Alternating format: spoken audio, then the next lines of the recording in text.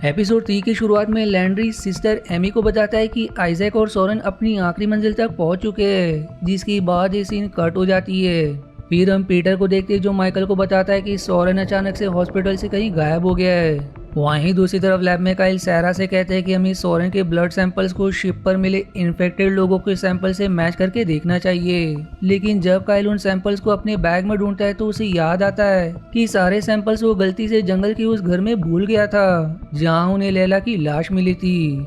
इसलिए पीटर और सैरा उस घर में जाकर सैंपल्स लाने का फैसला करते। लेकिन काइल जाने से पहले सैरा को अपनी हिफाजत के लिए गन दे जाता है। अब अगले सीन में हम एलन को देखते हैं जो गार्डन की सफाई करते वक्त कुछ बैरल्स को बड़े ही ध्यान से देख रहा था, जिन्हें कुछ लोग स्टोर रूम में रख रहे थे। वहीं अब हम काइल को देखते हैं जो सभी बच्चों के ब्लड सैंपल्स ले रहा होता है। जिस दौरान वो लिजी नाम की एक लड़की से सोरेन के बारे में पूछता है, जिस पर लिजी बताती है कि अचानक गायब होने से पहले सोरेन ने मुझे बताया था कि उसने उस गड्ढे में जाकर यहाँ का एक नियम तोड़ा था। इसलिए अब काइल लिजी से उस गड्ढे के बारे में पूछताछ करता है, लेकिन तब तक वहाँ पर एमी आ जाती है, जिसे देखकर लिजी चुप होकर वहां से निकल जाती है। वहीं दूसरी तरफ सैरा और पीटर जंगल में उस घर तक पहुंच जाते हैं, लेकिन यहाँ आकर वो देखते कि लैला की लाश वहां से गायब है। इसलिए अब वो वहां पड़े सैंपल्स लेकर वापस शहर में जाने लगते हैं। और तभी वहां अचानक एक जायंट इन्फेक्टेड आदमी आकर पीटर पर हमला कर देता है। इसलिए पीटर को बचाने के लिए सैरा उस इन्फेक्टेड आदमी को शूट करके मार देती है। फिर अगले सीन में हम एमी को देखते हुए जो एक पौधे के कुछ बीजों को पीस कर एक मशीन में डाल देती है, जिसके बाद वो लैंड्री को इस मिक्सचर का टेस्ट बच्चों पर करने को कहती है। इसलिए लैंड्री बाहर जाकर वहाँ खेल रहे सभी बच्चों को अपने पास बुलाता है और फिर एक एक करके उन सभी को उस मशीन में सांस लेने को कहता है। अब सीन लैब में शिफ्ट होती है जहां काइल टेस्ट के रिजल्ट्स का एनालिसिस कर रहा होता है। तभी लिजी वहां आकर काइल को बताती है कि बाहर खेल रहे सभी बच्चों की तबीयत अचानक से खराब हो गई है। लेकिन जब काइल लिजी के साथ वहां पहुंचता है तो वो सभी बच्चे काइल को घेर लेते और फिर लिजी और बाकी सभी बच्चे मिलकर काइल को पत्थर से मारने लगते।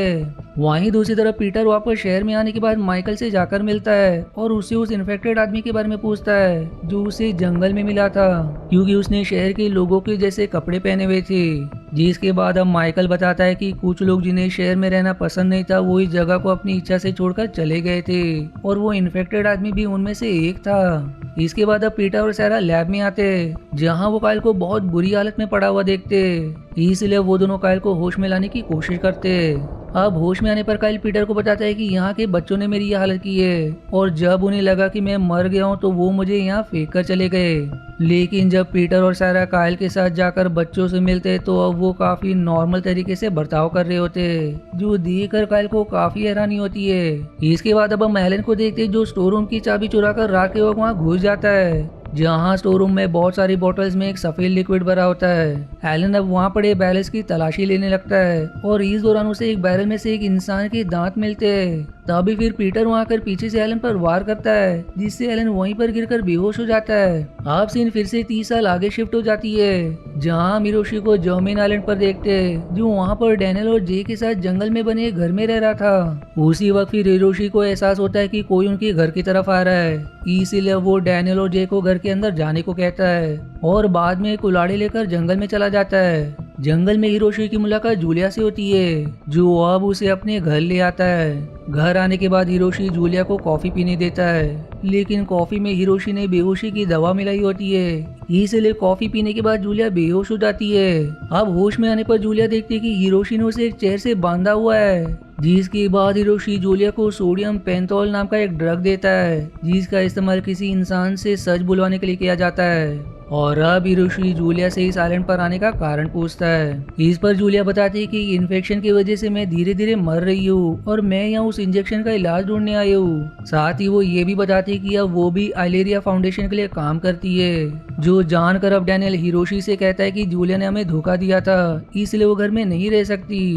जिस बात को लेकर दोनों में बहस होने लगती है। इसी दौरान जूलिया देखती है कि हिरोशी अपने आप से ही बातें कर रहा है और अब यहाँ हमें समझ आता है कि असल में हिरोशी इस घर में अकेला रहता है और डैनियल और जे असल में उसके दिमाग का एक भ्रम है। अब जब जूलिया को पूरी तरह से होश आ जाता है तो हिरोशी उसे कहता है कि अब तुम्हारा अपने परिवार से मिलने का वक्त आ चुका है, जिसके बाद वो जूलिया को एक कमरे में लेकर जाता है, जहाँ जूलिया देखती है कि हिरोशी ने डैनियल और जे की लाशों को प्रिजर्व करके रखा हुआ होता है, जो देखकर जूलिया डर के मारे जोर से चिल्लाने लगती है। जीसी हॉरर सीन के साथ ये एपिसोड 3 यहीं समाप्त हो जाती है। अब एपिसोड 4 की शुरुआत में हम ट्रेविस नाम के एक लड़के को देखते हैं जिसे सेब के बगीचे में काम करते वक्त एक मधुमक्खी काट लेती है, जिससे उसकी तबीयत खराब होने लगती है और फिर एक ही रात में वो वायरस से इन्फेक्टेड हो जाता है। फिर अगली सुबह ट्रेविस मिशा नाम की एक लड़की को जान से मारकर वहां से भाग जाता है और फिर थोड़ी देर बाद शहर के लोगों को उसकी लाश गार्डन में पड़ी हुई मिलती है,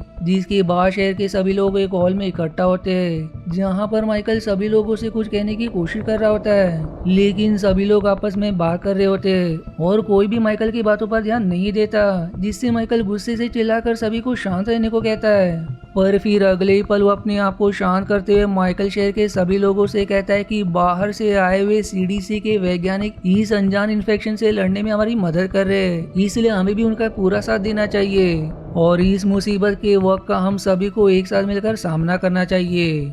वहीं माइकल यहाँ पर काफी दुखी होता है क्योंकि मिशा माइकल की बेटी थी। दूसरी तरफ जब एलन को होश आता है तो वो देखता है कि पीटर उसके पास बैठा है और उसे होश में लाने की कोशिश कर रहा है, जिसके बाद पीटर इलाज के लिए एलन को लैब में लेकर आता है। अब अगले सीन में हम सैरा और कायल को देखते हो जो ट्रेविस की लाश की जांच कर रहे होते हैं और इस दौरान उन्हें ट्रेविस के शरीर पर मधुमक्खी के काटने का निशान दिखाई देता है, जिसके बाद सैरा और कायल इसके बारे में पीटर को बताने के लिए लैब में आते हैं जहां वो एलन को देखते हैं। इस पर अब कायल पीटर को बताता है कि सभी इन्फेक्टेड लोगों के ब्लड सैंपल में हमें काफी ज्यादा शुगर कंटेंट मिला है, लेकिन ये जानकर एलन बहुत हैरान होता है क्योंकि इस शहर में चीनी से बनी चीज बैन है, जिसके बाद वहाँ से चला जाता है। वहीं अब हम पीटर को देखते हैं जो आइलेरिया फाउंडेशन के मेजर सर्जियो को कॉल करके बताता है कि एलन इस आइलैंड पर उनके साथ है, लेकिन एलन वहां छुपकर पीटर की सारी बातों को सुन लेता है और उसे पता चल जाता है कि पीटर अब भी आइलेरिया फाउंडेशन के लिए काम कर रहा है। दूसरी तरफ काइल सेब के बगीचे में लगे मधुमक्खियों के छत्ते में से शहर के कुछ सैंपल्स इकट्ठा करके उसे लैब में टेस्ट करता है, जिससे उसे पता चल जाता है कि मधुमक्खियां नहीं बल्कि उनके शहद में मिला माइकोटॉक्सिन नाम का केमिकल इन्फेक्शन की वजह है।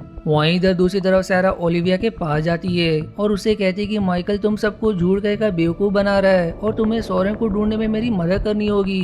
जो सुनकर अब ओलिविया सैरा से बहुत गुस्सा हो जाती है, जो अब सैरा को इस बीमारी और सोरेन के गायब होने का जिम्मेदार बताती है और फिर वो सैरा के पेट में चाकू मारकर वहां से भाग जाती है, जिसके बाद घायल सैरा जमीन पर गिरकर तड़पने लगती है। जीसी के साथ ये सीन यहीं कट हो जाती है। अब सीन 30 साल आगे शिफ्ट हो जाती है जहां हम जूलिया को देखते हैं जो हिरोशी को समझाने की कोशिश करती है कि डैनियल और जेम मर चुके हैं, लेकिन हिरोशी उसकी बात का यकीन नहीं करता और उसे घर में बने बेसमेंट में ले आता है जहां हिरोशी ने छोटा सा ऑपरेशन थिएटर बनाया होता है। जो सब देखकर जूलिया को समझ आ जाता है कि हिरोशी की मानसिक हालत ठीक नहीं है और वो उसे भी जिंदा ही प्रिजर्व करने वाला है। जूलिया अब हिरोशी से उसे आजाद करने की काफी विनती करती है, लेकिन हिरोशी जूलिया को वहां रखे स्ट्रेचर पर बांध देता है और उसका ऑपरेशन शुरू कर देता है। पर ऑपरेशन के दौरान जूलिया हिरोशी को अपने बातों में फंसाकर अपना एक हाथ आजाद करवा लेती है, जिसके बाद वहां रखे बेहोशी के इंजेक्शन को हिरोशी को लगा देती है और वहां से उसकी कुल्हाड़ी लेकर भाग जाती है। अब जब हिरोशी को होश आता है तो वो गुस्से में अपनी तलवार लेकर जूलिया को ढूंढने के लिए जंगल में चला जाता है और जब वो जंगल में जूलिया को ढूंढ लेता है तो दोनों में लड़ाई शुरू हो जाती है, जिसमें हिरोशी जूलिया को बुरी तरह से घायल कर देता है। लेकिन तभी हिरोशी को वहाँ फिर से जे दिखाई देने लगती है, जिससे हिरोशी का ध्यान भटक जाता है। जीसी का फायदा उठाकर जूलिया हिरोशी को एक ही बार में काफी बुरी तरह से घायल कर देती है। अब घायल हिरोशी जूलिया को अपनी तलवार देकर उससे माफी मांगता है और उसे वहाँ से जाने को कहता है और फिर जूलिया के जाने के बाद हिरोशी किसी तरह से वापस अपने घर पहुंचकर जे और डेनियल की लाशों के पास जाकर बैठ जाता है। वहीं दूसरी तरफ काफी ज्यादा घायल होने के कारण जूलिया भी थोड़ा आगे जाने पर जंगल में बेहोश हो जाती है। जीसी के साथ ये एपिसोड 4 यहीं समाप्त हो जाती है। अब एपिसोड 5 की शुरुआत में हमें काइल के जर्मेन आइलैंड पर आने से पहले 3 महीने पहले के समय को दिखाया जाता है, जहां वॉशिंगटन में एक सीडीसी ऑफिसर काइल से मिलकर उसे बताती है कि एलन ने अचानक से सीडीसी की नौकरी छोड़ दी और उसे आखिरी बार पेरिस में आइलेरिया फाउंडेशन के हेडक्वार्टर में जाते हुए देखा गया था, जिसके बाद वहाँ एक धमाका हुआ और उसमें कई मॉर्टल लोग मारे गए। इसलिए तुम्हें एलन को ढूंढकर उसे वापस सीडीसी में लाने की जिम्मेदारी दी गई है। अब सीन प्रेजेंट में शिफ्ट हो रही है जहाँ काइल और पीटर घायल सैरा का इलाज करने के लिए उसे हॉस्पिटल में ले आते हैं, जहाँ एनी की माँ सिस्टर एग्निस सैरा का इलाज करती है क्योंकि वो एक डॉक्टर थी। वहीं अब पीटर माइकल से मिलकर उसे बताता है कि इन्फेक्शन का कारण मधुमक्खी का शहद है और मुझे शक है कि ये इन्फेक्शन फैलाने वाला कोई और नहीं बल्कि एलन है, जो यहाँ अपनी पहचान छुपाकर जेरोमी नाम से रह रहा है, क्योंकि वो एक आतंकवादी है और उसने कई मासूम लोगों की जान ली है। जो जानकर अब माइकल पीटर को उसकी मदद करने के लिए धन्यवाद करता है। अब इसके बाद लैंड्री एलन को जबरदस्ती पकड़कर एक गड्ढे में फेंक देता है, जहाँ पीटर पहले से ही मौजूद होता है और अब माइकल वहाँ कर एलन को सारी बात बता देता है जो पीटर ने माइकल को एलन के बारे में कही थी, जिसके बाद वो दोनों को अकेला छोड़कर वहाँ से चला जाता है। फिर माइकल के जाने के बाद एलन और पीटर में लड़ाई शुरू हो जाती है। वहीं अगले सीन में हम काइल को देखते हैं जो शहर का सैंपल लेने के लिए फिर से सेब के बगीचे में जाती है, जहाँ भी यहाँ पर कई सारे इन्फेक्टेड लोग काइल पर हमला शुरू कर देते हैं, लेकिन काइल किसी तरह से उनसे बचकर वहाँ से निकल जाती है। जिसके बाद वहाँ काइल की मदद के लिए लैंड्री और एमी आते हैं। लैंड्री अब यहाँ पर मधुमक्खी के लगे छत्ते को हटा रहा होता है, जिसी दौरान एमी फिर से काइल को सीड्यूस करने की कोशिश करने लगती है, जिससे काइल गुस्सा होकर वहाँ से चला जाता है। अब एमी को काइल के नजदीक आते देख लैंड्री को काइल पर बहुत गुस्सा आता है, क्योंकि वो एमी से प्यार करता था। वहीं दूसरी तरफ हॉस्पिटल में एग्निस को इलाज के दौरान पता चल जाता है कि सैरा प्रेग्नेंट है और वो इमोर्टल भी है। ये जानकर अब एग्नेस बहुत हैरान होती है, जो तुरंत एमी को जाकर बता देती है कि सैरा एक इमोर्टल है। अब सीन फिर से शिफ्ट होता है, जहाँ हम एलन और पीटर को देखते हैं और अब उन दोनों को समझ में आने लगता है कि माइकल ने उन दोनों को यहाँ इसलिए कैद किया ताकि वो दोनों आपस में अपनी दुश्मनी को बुलाकर यहाँ से बाहर निकलने में एक दूसरे की मदद करे। इसलिए पीटर एलन को अपने कंधे पर उठाता है, जिससे एलन दरवाजा खोलकर गड्ढे से बाहर निकल जाता है। लेकिन अब जब पीटर एलन से उस गड्ढे से बाहर निकालने को कहता है तो एलन कहता है कि आज मेरी जो भी हालत है उसकी जिम्मेदार तुम हो, क्योंकि जब भी मैंने तुम्हारी गलतियों को भुलाकर तुम्हारी मदद की है तो बदले में तुमने मुझे हमेशा धोखा दिया है और अब तुम सिर्फ कुछ पैसों और पावर के लिए आइलेरिया कॉर्पोरेशन का साथ दे रहे हो। जो इतना कहकर पीटर को वहाँ अकेला छोड़कर चला जाता है। अब सीन फिर से 30 साल आगे शिफ्ट हो जाती है, जहाँ कैलब बेहोश पड़ी हुई जूलिया को ढूंढ लेता है, जिसके बाद वो जूलिया को एक गुफा में ले जाता है और उसका इलाज करने लगता है। फिर वो जूलिया के लिए खाना बना कर देता है, जहाँ खाना खाने के दौरान कैलेब जूलिया को बताता है कि आज से 30 साल पहले जब दुनिया में नार्विक वायरस फैला था तो उसमें मेरे पिता की मौत हो गई थी, लेकिन इस वायरस से बचने के लिए मेरी माँ मुझे इस आइलैंड पर ले आई। इस पर अब जूलिया कैलेब को हिरोशी की तलवार दिखाती है, जिस पर जापानीज भाषा में कुछ लिखा हुआ था, जिसी के बाद वो दोनों वहीं सो जाते हैं। लेकिन रात को जब जूलिया की नींद खुलती है तो उसे पता चलता है कि कैलेब हिरोशी की तलवार चुराकर वहां से भाग गया। अब सीन फिर से शिफ्ट होता है, जहां लैंड्री एमी को आखिरी बचा हुआ शहर का जार लाकर देता है, जिसे देखकर एमी बहुत खुश हो जाती है, जहां वो लैंड्री से कहती है कि ये जारी अब मुझे इस आइलैंड से बाहर निकालेगा और अब वो लैंड्री को उसकी मदद करने के बदले सेक्सुअल प्लेजर देने लगती है। वहीं दूसरी तरफ एलन लैब में आकर काइल से सैरा के बारे में पूछताछ करता है, जिस पर काइल बताता है कि वो अब ठीक है और अब काइल एलन से पेरिस में हुए बॉम्ब ब्लास्ट के बारे में पूछता है, जिससे एलन को लगता है कि काइल भी आलिया के लिए काम करता है, इसलिए एलन उस पर हमला कर देता है और काइल से सवाल करता है कि किसने तुम्हें मेरे पीछे लगाया है। इस पर अब काइल चालाकी से एलन को हथकड़ी से बांध देता है।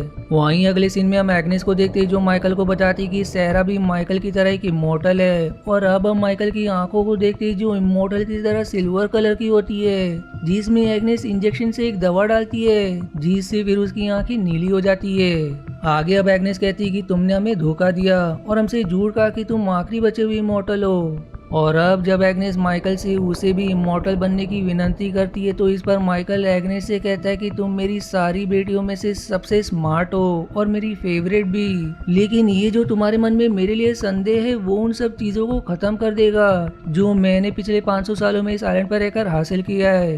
जो इतना कहकर एक ही झटके में एग्नेस की गर्दन तोड़कर उसे मार देता है। जीसी के साथ ये एपिसोड 5 यहीं समाप्त हो जाती है। अब अगर आपको इसका अगला पार्ट देखना है तो आपको इसका लिंक कमेंट या डिस्क्रिप्शन में मिल जाएगा, और अगर नहीं तो मैं इसे जल्दी पोस्ट करूंगा। मिलते हैं इसके अगले पार्ट के एक्सप्लेनेशन पर। तब तक के लिए धन्यवाद दोस्तों। आशा है आपको मेरी एक्सप्लेनेशन पसंद आई।